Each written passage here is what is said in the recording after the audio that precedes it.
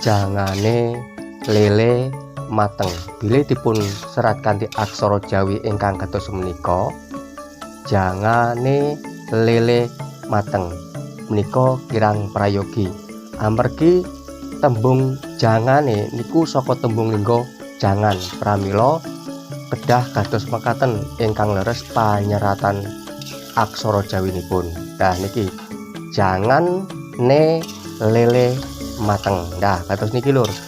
Nggih cekal semanten rumiyin nggih lur anggenipun belajar sinau nulis lan maca aksara Jawa mugi saged migunani.